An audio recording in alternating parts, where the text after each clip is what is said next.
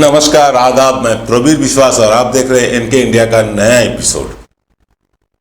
चुनाव आ रहा है या चुनाव आने वाला है, कैसे आपको पता चलेगा? खासकर बिहार यूपी में। बिहार यूपी में जब भी चुनाव आती है तो हमें पहले से ही पता लग जाता है कि चुनाव आने वाला है। कैसे?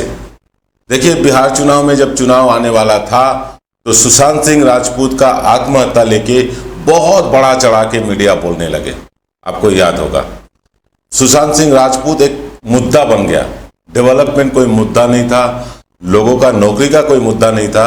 सुशांत सिंह राजपूत और रिया चक्रवर्ती लेके बहुत बड़ा मुद्दा हो गया। रिया चक्रवर्ती जेल तक चले गए थे। हालांकि ये मुद्दा होना नहीं चाहिए। कोई फिल्म स्टार आत्महत्या करते हैं, कहा जाता है कि वो ड्रग एडिक्टेड थे और उनको लेके इतना बड़ा चढ़ा के मीडिया मुद्दा खड़ा कर दिया, इतना बड़ा चढ़ा के सेंटिमेंट पैदा कर दिया बिहार वासियों के अंदर कि बिहार वासी उनके जो पक्ष में थे, जो सुशांत सिंह राजपूत के बारे में बोल रहे थे, वही बीजेपी को वोट डालने लगे, नीतीश कुमार को वोट डालने लगे। पर हकीकत तो दूसरा कुछ कहता है। लोग कहते हैं कि बिहार चुनाव जबरन जीता गया, काउंटिंग में धांधली किया गया। ये सब बात की बात है, लेकिन चुनाव में एक ही चीज फाइनल होता है, जो जीतता है वही सिकंदर। चुनाव में नंबर गेम है। जिसके पास नंबर ज्यादा है, जिसके पास नंबर अधिक है, वही सिकंदर होता है। बिहार में नीतीश बीजेपी सिकंदर बन चुके। आ रहा है चुनाव यूपी में, हमें पता चल रहा है, क्योंकि हमारे इमरान खान साहब, खान चाचा हमारे आजकल बहुत ज़्यादा बोलने लगे भारत के खिलाफ। पाकिस्तान ऑक्युपाइड कश्मीर वो छीन लेंगे, ऐसा भी बोल रहे हैं। हलचल मच रहा है कश्मीर घाटी में। वहाँ आतंकवादी का जो चेहरा है वो धीरे धीरे प्रकट हो रही है और बहुत जल्दी शायद हम देखने जा रहे हैं कि कुछ सेनाओं का शहादत हो रहा है, कुछ सेना हमारे शहीद होने जा रहे हैं। ये बहुत जल्दी देखने वाले हैं, क्योंकि पिछले बार पुलवामा में हम देखे थे 40-42 सैनिक का निधन हो गया। और कैसे निधन हो गया कि एक RTX भरा हुआ गाड़ी जो बीच बाजार से जाके निधन कर दिया हमारे सैनिकों को, और उसका आज तक कोई अता पता नहीं चला किसने किया, क्यों किया और कैसे किया। अभी भी इसका इंक्वायरी जारी है, वो चलता रहेगा, जिंदगी भर ये चलता रहेगा। जब तक ये भाजपा सरकार रहेगी तब तक चलता रहेगा। और हमारे प्रधान सेवक जी क्या किए? अपने मंच के पीछे वो शहीदों का फोटो लगा के, सैनिकों का फोटो लगा के वोट मांगने लगे। पुलवामा के नाम पे वोट दीजिए। जैसे रास्ता में लोग बोलते हैं ना, अल्लाह के नाम पे भीख दीजिए, भगवान के नाम में कुछ दे दे बाबा, वैसे ही वो वोट भीख मांगने लगे लोगों से। और लोग क्या किए? उनको वोट भी दिए। वो समझ रहे थे, लोगों का दोष नहीं है, लोग समझ रहे थे कि हाँ, यही एक मसीहा है जो हमें पाकिस्तान से या उग्रवाद से हमारे ओर से लड़ सकता है। हकीकत ऐसा नहीं था। जब भी इलेक्शन पार हो गया, मामला खत्म। बिहार में इलेक्शन पार हो गया, सुशांत सिंह राजपूत का मामला खत्म। ऐसे नए नए मामले आ रहे हैं। पर बंगाल इलेक्शन में क्या हुआ? बंगाल चुनाव में क्या हुआ आप देखे हैं? बंगाल चुनाव में ममता बनर्जी अपने काम, 10 साल में वो जो काम की थी, वो काम लेके जनता के पास गई और बंगाल अस्मिता को थोड़ा हवा दे दिया। बस धराशायी हो गए हमारे भाजपा, क्योंकि बीजेपी, भाजपा ये डेवलपमेंट के नाम पे कुछ नहीं बोल सकता, क्योंकि आज तक 7-8 साल हो चुकी है, आज तक ऐसा कुछ डेवलपमेंट नहीं है जिसके लिए वो वोट मांग सकते हैं आपसे। वो गलवान घाटी में सेना को भेजेंगे, उसका बहुत बड़ा खबर होगा हर चैनल में, हर अखबार में। वो कश्मीर घाटी में सेना को तैनात करेंगे, उसका बहुत बड़ा खबर हो जाएगा। और इमरान खान, ये खान चाचा जो है, अपने खान चाचा गरम गरम बात बोलने लगेंगे भारत के खिलाफ। यहाँ से भी गरम गरम बात जाएगा, माहौल गरम हो जाएगा और हम देशवासी देशभक्त बन जाएंगे। हम तो 2 ही टाइम देशभक्त बनते हैं, एक क्रिकेट के समय और पाकिस्तान इंडिया का युद्ध के समय। और युद्ध होगा, ऐसा एक माहौल बनाया जाएगा। बंगाल में नहीं हुआ, बंगाल में ऐसा माहौल क्रिएट नहीं कर सके, क्योंकि बंगाल की जनता जागरूक है, बंगाल की जनता शिक्षित है। और ये भाजपा सरकार समझते हैं, भाजपा पार्टी समझती है कि उत्तर प्रदेश और बिहार के लोग महामूर्ख हैं। इनको जो भी सुनाओ, जो भी कहानी, मनगढ़ंत कहानी सुनाओ, ये विश्वास कर लेंगे। अब ये मनगढ़ंत नया कहानी आ गया। मोदी जी उत्तर प्रदेश में जाके बोलते हैं कि उत्तर प्रदेश कोरोना काल में सबसे बेहतरीन काम किया। कैसा बेहतरीन काम, आइए देखते हैं।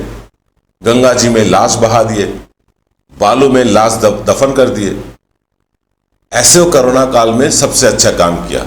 महाराष्ट्र कोई काम नहीं किया, बंगाल कुछ नहीं किया, तमिलनाडु कुछ नहीं किया, केरला कुछ नहीं किया। सबसे बेहतरीन काम अगर कोई किया हो तो अपने योगी जी किया हो। मोदी जी का जो मीडिया है वाह वाह करने लगे, अरे कितना अच्छा काम योगी जी ने कर दिया। पर योगी जी के राज्य में ऑक्सीजन के अभाव में हजारों लाखों लोग मरे, और हमारे केंद्र के मंत्री जी बोल रहे हैं अब ऑक्सीजन के अभाव में भारत में एक भी शख्स नहीं मरा। हालांकि आप खुद देखे हो टीवी के चैनल के माध्यम से, लोग ऑक्सीजन के अभाव में तड़पते हुए मर रहे हैं। हमारे लॉकडाउन में अगर हमारे जो माइग्रेंट लेबर्स है सबसे ज्यादा कष्ट किए, सबसे ज्यादा दुख झेले, तो यूपी बिहार के लोग ही झेले। उन्हीं को गुजरात, महाराष्ट्र, बंगाल से जाना पड़ा अपने घर पैदल। यही तो हकीकत है। पर मीडिया महान बनाना चाहता है हमारे मोदी जी को, योगी जी को, पर इस बार इतना आसान नहीं होगा। इस मर्तबा जो सिचुएशन है, जो परिस्थिति है, वो बीजेपी के अनुकूल में नहीं है, बीजेपी के फेवर में नहीं है, पक्ष में नहीं है। क्योंकि योगी जी को मुख्यमंत्री बनाएंगे ऐसा बोल के बीजेपी चुनाव में जा नहीं सकता, क्योंकि योगी जी का जो चेहरा है बहुत धुंधला हो चुका है, बहुत काली के छींटे पड़ चुके। चाहे एनकाउंटर लेके हो, चाहे गोरक्षक रक्षक जो है उनको लेके हो, चाहे ये गंगा जी में लाश बहाने के, बहुत सारे इशू है जो योगी जी के फेवर में नहीं जाती है। ऊपर से अखिलेश यादव बहुत जल्दी उभर के आ रहे हैं, फिर से बहुत जल्दी उनका छवि साफ होता दिखाई दे रहा है। और यूपी के युवा अखिलेश यादव पे भरोसा कर रहे हैं। ये जितना खबर हमें मिला है कि इस बार बीजेपी को यूपी जीतना मुश्किल ही नहीं लग रहा है, नामुमकिन भी लग रहा है, क्योंकि यूपी में कदम रख चुके हैं तृणमूल कांग्रेस, और तृणमूल कांग्रेस बीजेपी से लड़ना जानते हैं, लड़के जीतना जानते हैं। वो साबित हो चुका है बंगाल में, अगले दिन त्रिपुरा में साबित होगा। तृणमूल कांग्रेस बीजेपी के लिए एक नाइटमेयर बन गया।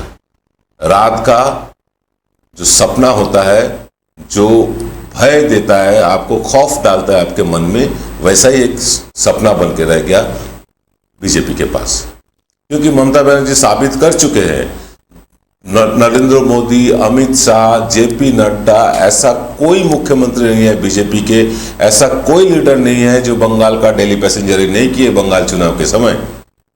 क्या कुछ नहीं किए, क्या क्या पापड़ बेले, दलितों के घर में गए, वहाँ खाए, वहाँ से वोट मांगे, फिर वो रथ यात्रा किए, एक लग्जरी बस को रथ बना के उसमें रथ यात्रा किए। एक नहीं, काफ़ी सारे बस आया हुआ था बंगाल में उस समय, तो वो रथ यात्रा किए, बड़े बड़े रैली किए, अरबों खरबों रुपया खर्च किए, सीबीआई भेज दिए अभिषेक बनर्जी के घर में, बहुत कुछ किए, क्या नहीं किए।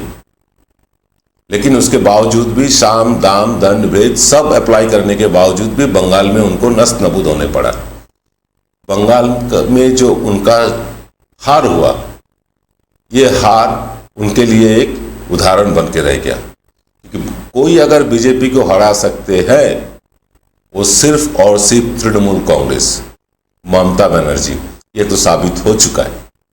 और ममता बनर्जी के दल तृणमूल कांग्रेस उत्तर प्रदेश में अपना कदम जमाना शुरू कर दिए हैं। जगह जगह उनका पार्टी ऑफिस हो गया, कार्यकर्ता बन चुके हैं, धीरे धीरे पार्टी अपना फल फूल रहा है। बस इसी कारण बीजेपी को थोड़ा डर तो हो रहा है। डर के मारे अनाप शनाप बकना तो एकदम जाहिर सी बात है, अनाप शनाप बकने लगे। शुभेंदु अधिकारी जो पश्चिम बंगाल के नेता है विरोधी दल का, वो भी उल्टा पुल्टा बकने लगे। दिलीप घोष का बात क्या करे, वो तो कहते ही है। विजय वर्गीय जी चुप भी साध चुके हैं, वो एक शब्द नहीं बोल रहे। जेपी नड्डा कोई शब्द नहीं बोल रहे, लेकिन अंदर ही अंदर ये लोग अपना चालना शुरू कर दिए। पेगासस इशू लेके केंद्र सरकार, भाजपा सरकार बैकफुट में, आप जानते हैं। कृषि बिल लेके बैकफुट में है, पेट्रोल डीजल का महंगाई का लेके, ये सब लेके भाजपा सरकार लेकिन तहस नहस होने के कतार में आ गए। बस इसी बीच चुनाव होने वाला है यूपी में, और यूपी में चुनाव जीतने के लिए खान साहब थोड़ा आगे आ चुके हैं, क्योंकि खान साहब को जब तक मोदी जी रहेंगे, खान साहब को कोई चिंता नहीं है भारत से। खान साहब क्या, विश्व में कोई भी देश का कोई चिंता नहीं है। नेपाल भी हमारे घर में घुस के हमें मारता है। अब देखें, नेपाल भी हमारा जगह लेके अभी बात करना चालू करती है कि वो जगह मेरा है, जबकि हकीकत ये है वो जगह सालों से, पुरखों से हमारे पास था। अब नेपाल दावा कर रहा है कि वो जगह उनका है। नेपाल ऐसा कर रहा है। चीन तो सिक्किम में आके हमारा सेना का बंकर भी तोड़ देते हैं, जो बात को छुपाया गया था, लेकिन बात तो सामने आ गई। चीन हमसे डरते नहीं है, पाकिस्तान को हमसे कोई डर नहीं है, नेपाल को कोई डर नहीं है, सब हमको डराते हैं। ये सिचुएशन में, ये परिस्थिति में निर्वाचन होने जा रहा है, तो लोगों के अंदर, वोटर के अंदर कैसे बीजेपी के फेवर में लाया जाए, बस एक ही चारा बचा हुआ है उनके पास, वो है धर्म, राम मंदिर और पाकिस्तान इशू। आगे दिन क्या होगा हमें पता नहीं। हमारे नजर बने रहेंगे मोदी जी के हर कदम पर, बीजेपी के हर कदम पर, और आपका नजर बना रहे इनके इंडिया पे। आज भर इतना ही। जय हिंद।